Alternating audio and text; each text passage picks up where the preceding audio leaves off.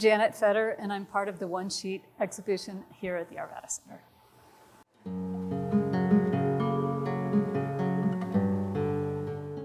The inspiration for the music itself was that I wrote this piece of music called When You Dance in the Kitchen for a very good friend of mine in New York City who owns a brilliant and beautiful record store called the Downtown Music Gallery. And Bruce Galanter was celebrating his 30-year anniversary of having this independent record store. I mean, imagine how hard it is to have an independent record store anywhere, and especially New York City. This place is not only legendary because it's a record store, it's a great store. It's a place with a great vibe, and musicians come and play live shows there regularly. It's where I played my New York City debut. And so Bruce invited select people to contribute a piece of music for his anniversary celebration. And I wrote this piece specifically for Bruce. My inspiration for creating the score the way that I did, I had never written out a piece of mine on orchestral paper. It's a big piece of paper. It's 16.5 by 26.5. The parameters, the edges of it, and it has 50 lines of potential music. So if you actually write notation in all those little 50 staves, you have a lot of very small notes, you know. So I'm looking at one page and I'm also thinking, how do I fit this composition that already exists in a sort of balanced way from top to bottom on this paper? So there was a sort of geometry to figuring out the size of what I was writing and what I was placing. So I had to make a lot of drafts first.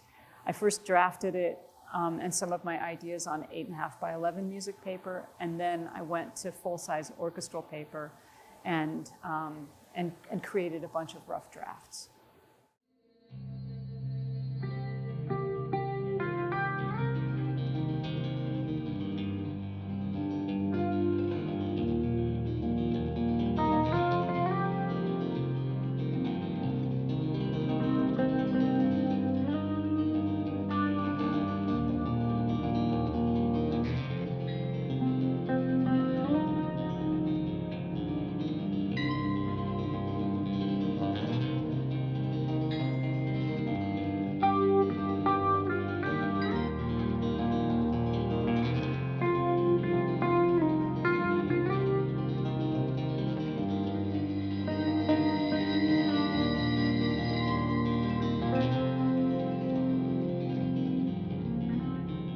In the bottom of the frame of my piece are is an array of small metal objects and some little tiny wire people that the little wire people were made by my friend Galen Teller, who's been exploring making wire art. And I realized that I wanted some stick figures to kind of go along with this idea that I had on the score of making the musical rests into stick figures. And I thought it would be cool if Galen would make me a bunch of little people. And Galen she just did a great job of making little stick figures out of wire for me.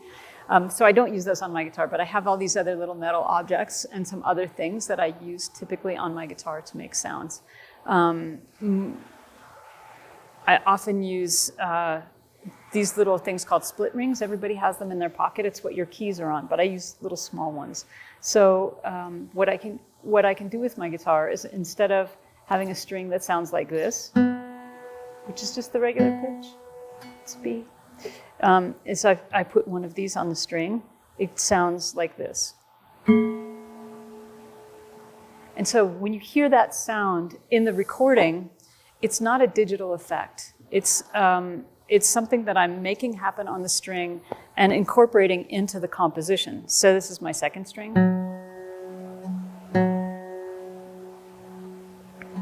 And this is my second string with one of these small objects on it.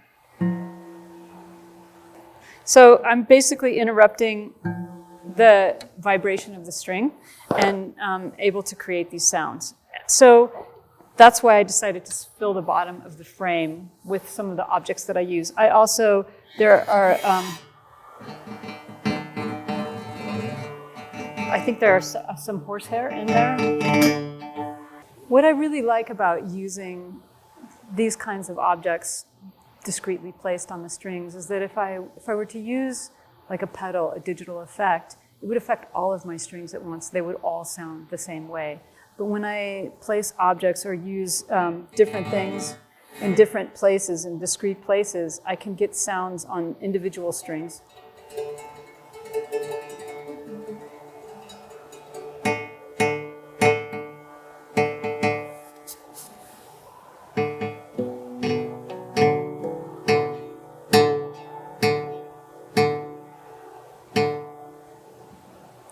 So I can do stuff like that where I'm not coloring all of the strings with the same effect, but I can work with individual strings and individual effects while I keep the other strings just like guitar strings. My name is Janet Fetter, and I'm really honored to be part of this exhibition at the Arvada Center called One Sheet. It's up from September 15th through November 13th. I hope you'll come and see it. My piece is called When You Dance in the Kitchen.